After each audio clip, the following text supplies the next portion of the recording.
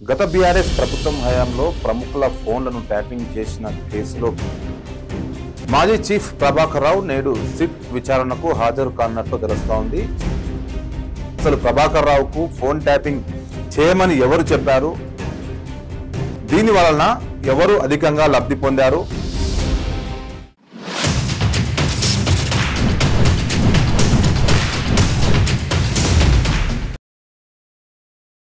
గత బీఆర్ఎస్ ప్రభుత్వం హయాంలో ప్రముఖుల ఫోన్లను ట్యాపింగ్ చేసిన కేసులో ప్రధాన నిందితుడుగా ఉన్న స్పెషల్ మాజీ చీఫ్ ప్రభాకర్ రావు నేడు సిట్ విచారణకు హాజరు కానున్నట్లు తెలుస్తోంది. సో ఈ క్రమంలోనే అమెరికా నుంచి ఆయన నిన్న రాత్రి హైదరాబాద్ కి చేరుకున్నారు.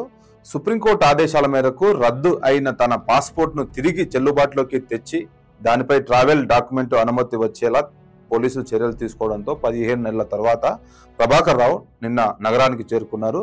సో శంషాబాద్ విమానాశ్రయంలో అడుగుపెట్టినగానే ఆయనను ఇమిగ్రేషన్ అధికారులు అదుపులోకి తీసుకున్నట్టు తెలుస్తా ఉంది. సో ఆయన మీద లుకౌట్ నోటీసులు, రెడ్ కార్నర్ నోటీసులు ఉండడంతో ఇమిగ్రేషన్ అధికారులు, పోలీసు అధికారులు సమాచారం ఇచ్చారు. సో అంతకుముందు ఈ నెల 6వ తేదీన ప్రభాకర్ రావు స్వదేశానికి తిరిగి వచ్చేందుకు ఇండియన్ ఎంబసీ నుంచి అనుమతులు వచ్చినట్టు తెలిసింది. సో సిట్ ఎదుట విచారణ హాజరు కావాల్సిందే. హైదరాబాద్ కు చేరుకున్న ఎస్ఐబి మాజీ చీఫ్ ఎట్టి పరిస్థితుల్లోనూ సిట్ ముందు హాజరవుతారు ఈ రోజు. సో హాజరైన తర్వాత గత ప్రభుత్వంలో హయాంలో రాజకీయ నాయకులు, సినీ ప్రముఖులు, వ్యాపారవేత్తల ఫోన్లను అక్రమంగా ట్యాపింగ్ చేసినట్లు ఆయనపై ఆరోపణలు వచ్చాయి.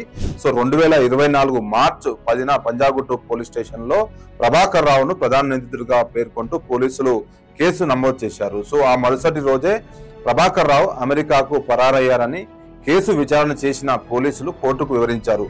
సో ఈ క్రమంలోనే ప్రభాకర్ రావు అమెరికా నుంచి రాష్ట్ర హైకోర్టులో ముందస్తు బెయిల్ పిటిషన్ దాఖలు చేయగా వాటి న్యాయస్థానం తిరస్కరించింది.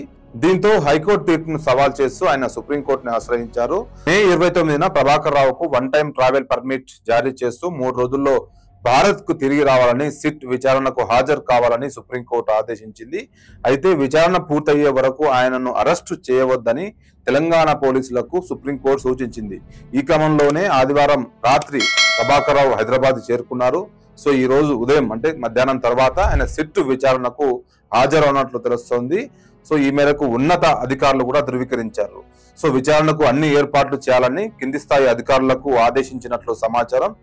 ఫోన్ ట్యాపింగ్ కేసులో ఇప్పటి వరకు అరెస్ట్ అయిన పోలీసులు అధికారులు అంతా ఎస్బీఐ మాజీ చీఫ్ ప్రభాకర్ రావు ఆదేశాల మేరకే తాము ట్యాపింగ్ చేశామని సిట్ విచారణలో స్టేట్మెంట్ ఇచ్చారు. అయితే అసలు ప్రభాకర్ రావుకు ఫోన్ ట్యాపింగ్ చేయమని ఎవరు చెప్పారు, పెన్ డ్రైవ్ లో రికార్డు చేసిన కాల్ రికార్డింగ్స్ ను ఎవరు విన్నారు, ఆ తర్వాత వారి నుంచి ఎలాంటి ఆదేశాలు వచ్చాయి, దీని వలన ఎవరు అధికంగా లబ్ధి పొందారు, ట్యాపింగ్ పరికరాలను ఎక్కడి నుంచి తెచ్చారు, ఎన్ని తెచ్చారు, అందుకోసం ఎంత ఖర్చు చేశారు వంటి విషయాలన్నిటిపైన ఆయన్ను పోలీసులు ప్రశ్నించనున్నట్లు సమాచారం. అంతేకాకుండా ఆయన ఇచ్చే స్టేట్మెంట్ రాష్ట్ర రాజకీయాల్లో సంచలనం రేపే అవకాశం ఉంది. సో కాగా మొత్తం 1300 ఫోన్లను ట్యాప్ చేసినట్లు సంభాషణలు విన్నట్లు సిట్ అధికారులు గుర్తించారు.